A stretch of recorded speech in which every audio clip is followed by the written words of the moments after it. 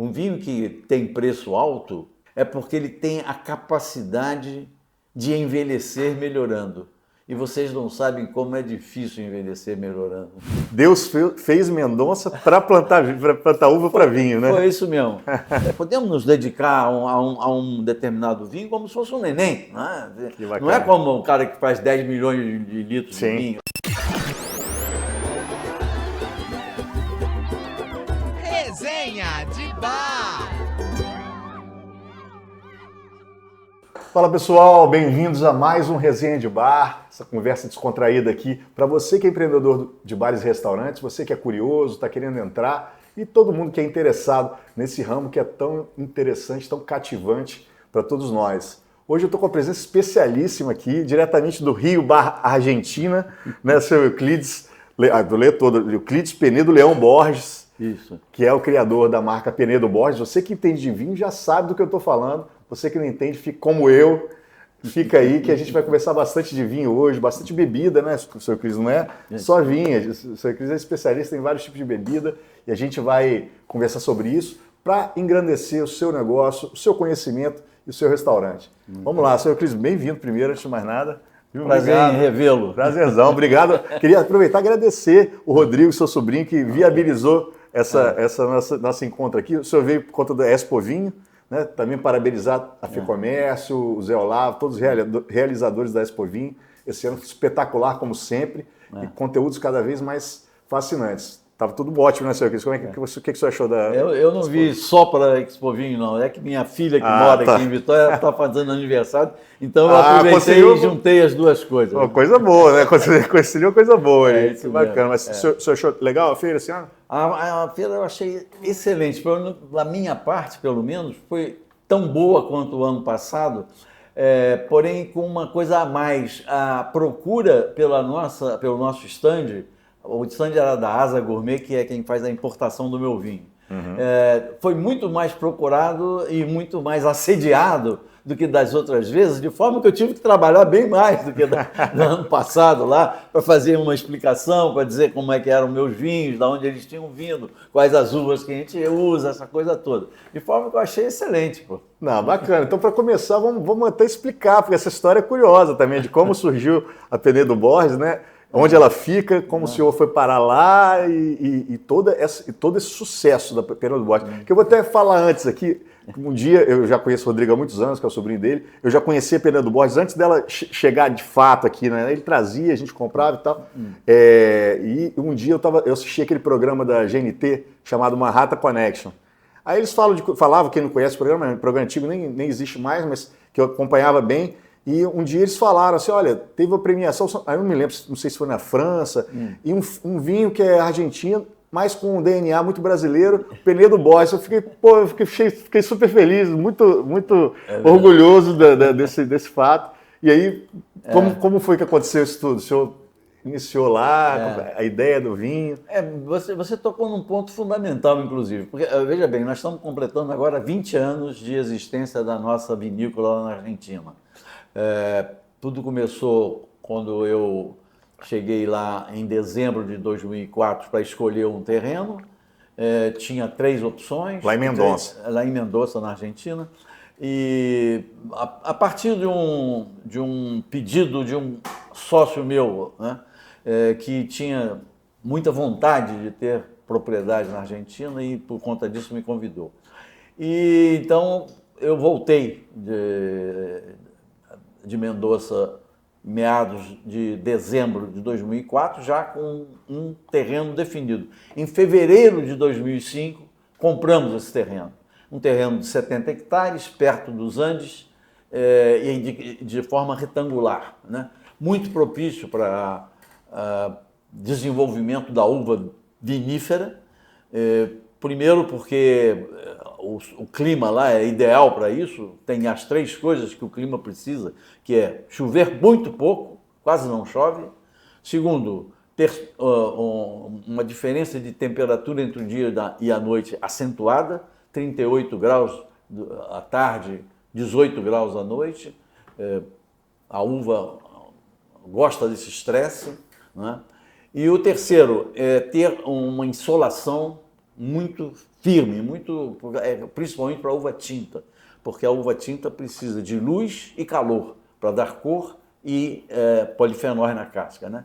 Então ela tem essas três coisas. E do ponto de vista do solo, também tem tudo que a uva pede. Primeiro, que não tenha água na superfície. O solo tem que ser facilmente drenado. Se passar chuva, ela tem que bater. O solo tem que ser seco.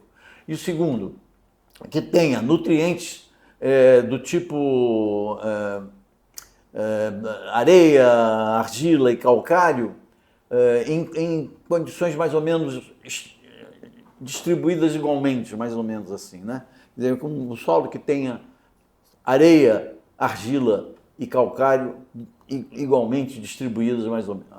Às vezes com um pouco mais de calcário, aí a preferência é uva branca, às vezes um pouco mais de argila, aí a preferência é a tinta, mas que tenha essas três coisas, né? E a areia para dar a permeabilidade.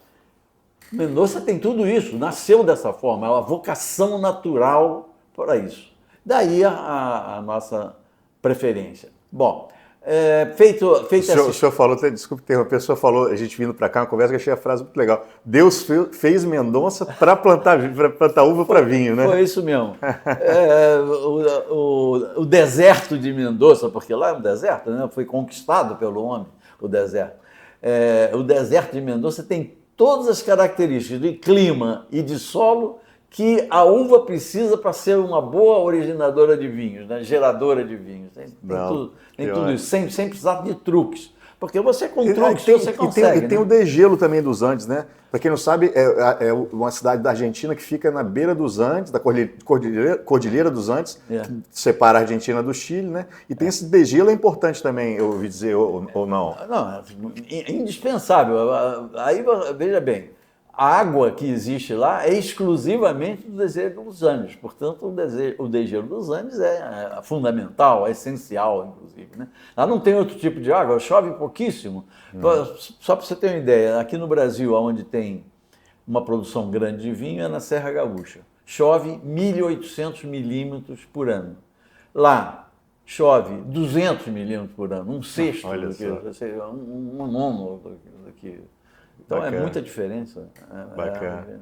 Mas o senhor ia falando aí, escolheram Mendonça? Escolhemos então Mendoza, começamos a fazer a redistribuição do terreno em termos do que plantar, do que tirar, porque lá já existia, por exemplo, alguma fruta, era uma plantação eventual de cebola e de alho, que é muito comum lá em Mendoza também, essa geração de cebola e alho anualmente, essa coisa toda, e tinha lá no nosso projeto. Então nós praticamente acabamos com isso, refizemos o terreno todo, e tinha também um pequeno vinhedo com 24 hectares, que nós refizemos praticamente. Por quê? Porque ele não era destinado a vinho, ele era destinado à feira, digamos assim. Mas então nós fizemos uma redistribuição, primeiro diminuindo a produção para aumentar a concentração das uvas, né? Lá tinha, por exemplo, uva dava em 3 arames. Nós tiramos um dos arames, passou a dar apenas em 2. Então, com isso, devemos ter diminuído 1/3 da produção local. A outra coisa é que lá, de 10 ou de 15 em 15 anos, dá granizo. Então, colocamos proteção anti-granizo nas laterais. Terceiro, lá é obrigatória irrigação, já que não chove, a irrigação é obrigatória.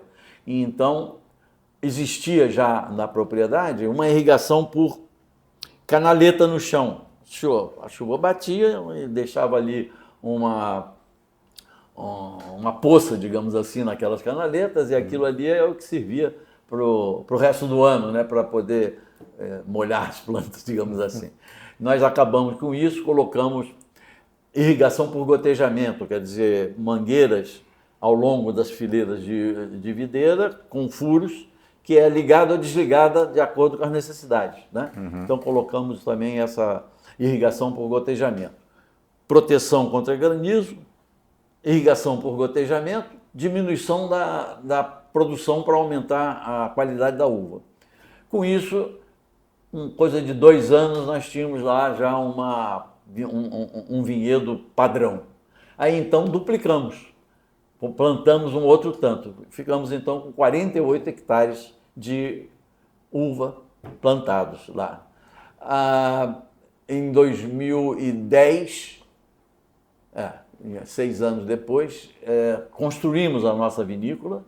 Até então nós fazíamos vinho com terceiros, que ele tirava nossa uva, mandava nosso enólogo para uma empresa próxima, a 10 quilômetros mais ou menos, chamada Capvistalba, que tinha lá perto, de uma família muito conhecida lá na região, chamada Pulenta, e eles fizeram o vinho para nós. Mas chegou um determinado momento, como sempre, né, que já começa a ter aquelas dificuldades, esse ano não vamos poder fazer isso, não vamos poder... Então resolvemos construir nossa vinícola, e construímos em 2010 uma vinícola para cerca de 200 mil litros de vinho por ano. É uma pequena, né? Para ter uma ideia, a nossa vizinha chama-se Sétima, pertence à Espanha, pertence a Codorniu da Espanha, e produz 2,5 milhões de litros. Portanto, só para ter uma ideia de como que a nossa é uma boutique. E daí o nome, né? Porque o nome da nossa vinícola lá na Argentina é Penedo Borges Bodega Boutique. Né? Significando não somente que é pequena, como não tem pretensões de vir a ser grande. Bacana, né? bacana. Então, essa que é a ideia inicial lá. E nós mantivemos até agora, por exemplo, recentemente, principalmente depois da pandemia, fizemos algumas mudanças importantes lá em termos de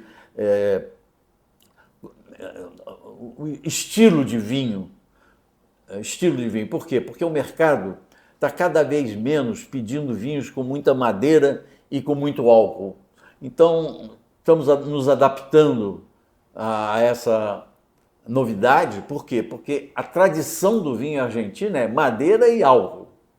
Madeira, porque sempre se usa vinho tinto em barrica, agora está se fazendo uma exceção e produzindo vinho sem barrica. Nós, por exemplo, o nosso Cepas, que já chegou aqui em Vitória, e que tem diversas lojas... Depois a gente vai falar onde você vai comprar eles. Diversas lojas e restaurantes aqui de Vitória. A linha Cepas não tem madeira, né?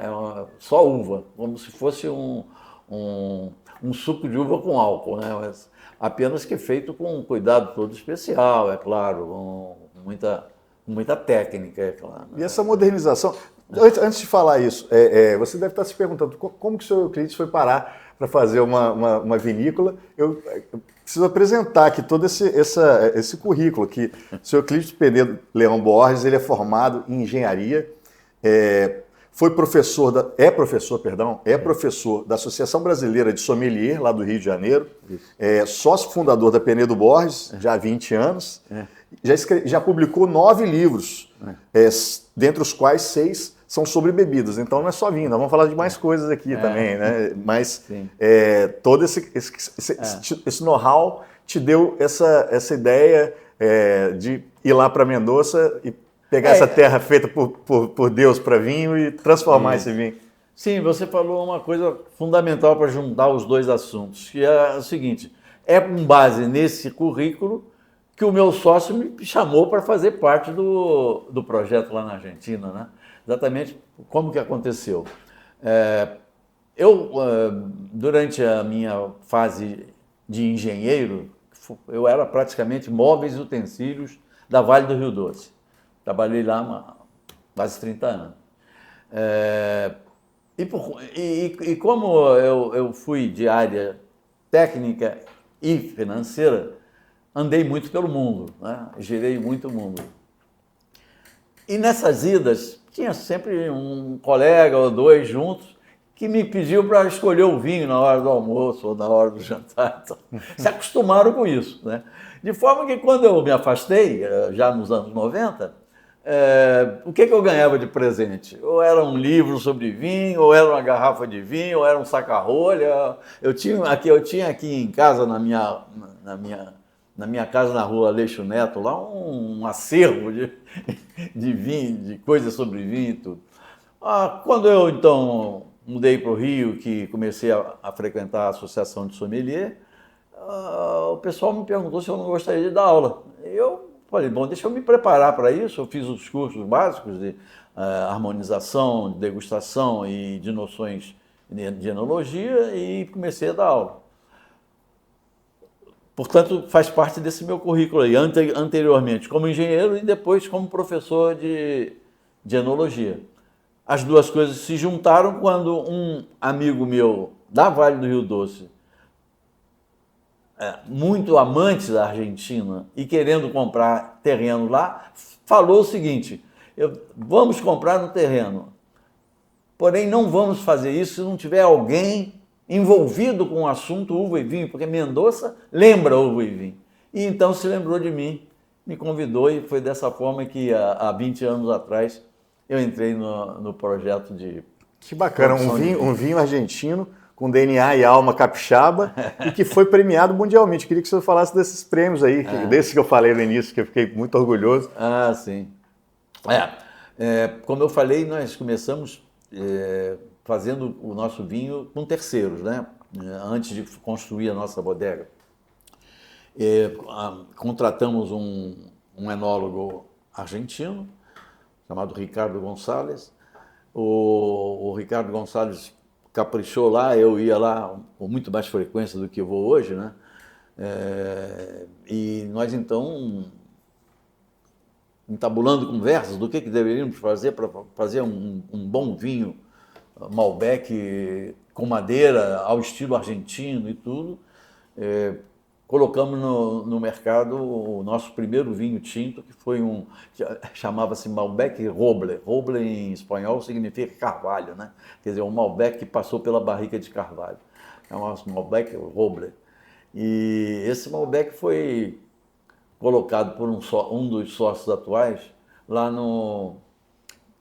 na revista Decanter de Londres, e ela foi premiada com uma medalha de prata. Quer dizer, com quantos anos? Acho que nós tínhamos 3 ou 4 anos apenas de existência, já tínhamos uma medalha de prata na Decanter de Londres. Olha só, isso aí é bacana demais. Mas de lá para cá tivemos muito mais, e agora acabamos de ter uma que para mim foi o supra-sumo, porque, veja bem, as notas que se dá para vinhos internacionalmente indicam que se você chega de 85 a 90, os seus vinhos são ótimos. Se você faz de 90 a 95, seus vinhos são excelentes.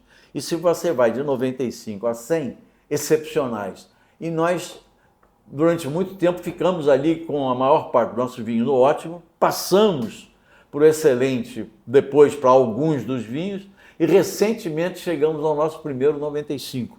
Então nós já estamos aí saindo da fase de excelência para a fase da excepcionalidade. Que bacana, né? Que bacana. Nós podemos, porque somos pequenininhos, podemos nos dedicar a um determinado vinho como se fosse um neném. Né? Não é como o cara que faz 10 milhões de litros de vinho. Por exemplo, o que nós estamos fazendo agora, que certamente vai ser a maior sensação dos vinhos Penedo Borges, são as chamadas microvinificações. Quer dizer, pegar uma uva, por exemplo, Malbec ou Cabernet Sauvignon, colher essa uva do melhor lugar daquele ano, naquela colheita, escolher dentro da quadra uma parcela especial, daí o nome parcela para o vinho, né? Uma parcela dentro da quadra que tenha dado o vigor da planta mais adequado possível, e em vez de trazer essa uva para os tanques de fermentação, levá-los para pequenos tanques no chão e o enólogo fazer ali a pisa da uva exclusivamente para aquilo. Vamos fazer para cada uva 3 barricas. 3 barricas, cada uma tem 220 litros, são 660 litros, divide por 75, digamos, 900 garrafas de cada uva. Uma coisa pequeníssima, né? Para distribuir entre Argentina e Brasil, praticamente, né? Porque hoje 60% do nosso vinho fica na Argentina mesmo. Os argentinos gostaram dos vinhos brasileiros. Estão bebendo vinho brasileiro, os argentinos. Só sai de lá da Argentina 40% do que nós produzimos. Posso até contar uma história? Claro. Filosoficamente, na história do vinho, existem 2 tendências para os grandes vinhos, né? Eu lembro que grande vinho é aquele que melhora quando envelhece, não é quando é gostoso, não. Um vinho que tem preço alto, não é porque ele é gostosinho, não é porque ele é docinho, é porque ele tem a capacidade de envelhecer melhorando. E vocês não sabem como é difícil envelhecer melhorando. Então o que é a filosofia tradicional do vinho no mundo? Ou é a de Bordeaux, na França, robustez e longevidade, um vinho muito forte, você só bebe bem com ele já com 10 anos de existência, e além disso, com uma capacidade de viver 30, 40 anos sem se deteriorar, né? Ou a linha da Borgonha, na França, que é das uvas Pinot Noir. Elegância, refinamento, quase que um vinho feminino, né? Pouca cor, pouca tanino, muita concentração e equilíbrio. Então são essas duas correntes tradicionais. Em geral, quem vai fazer vinho de forma consciente escolhe uma das duas. Não, eu quero robustez e longevidade. Não, eu quero elegância e refinamento. Muito bem. Por volta aí de 1980, 85, os californianos resolveram fazer uma tentativa de juntar elegância com robustez. Para como? Para fazer isso? Fermentando o vinho diretamente na barrica. Em vez de fazer o vinho e passar depois para envelhecer na barrica, já fazer o vinho dentro da barrica, fermentar dentro. Né? De que forma que conseguiria as duas coisas?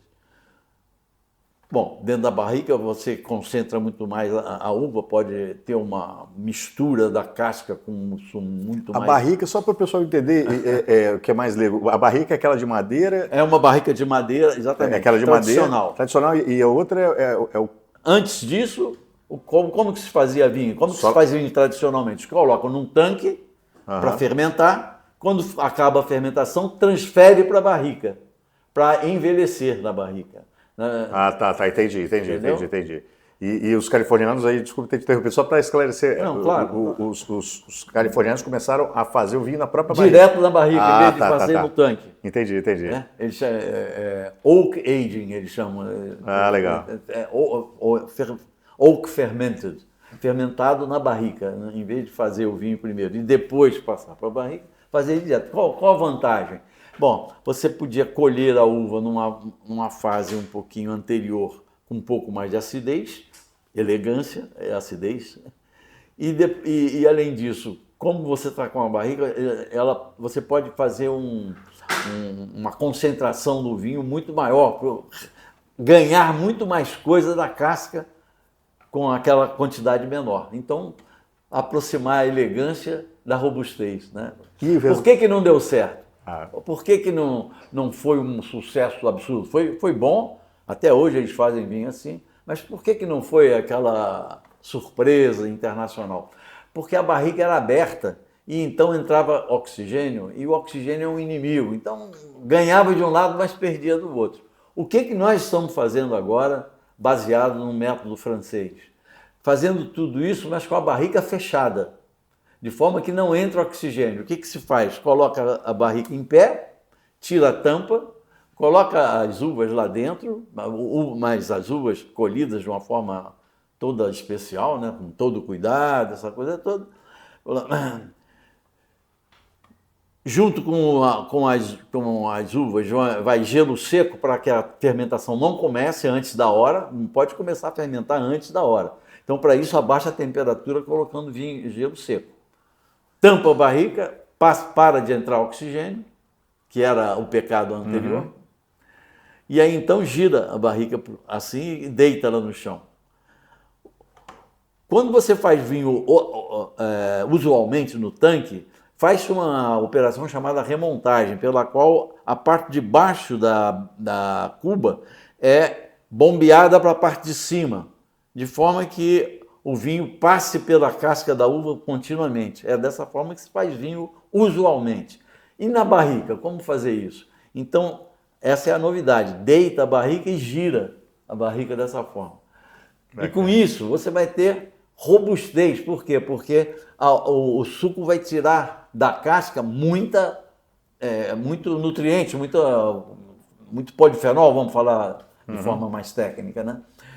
Muito polifenol. E com isso vai ter robustez.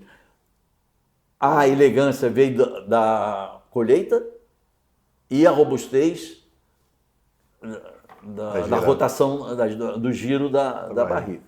Muito bem. E a outra novidade, terminado o processo, quer dizer, quando você separando a parte sólida da parte líquida, vai dar meia barrica de líquido.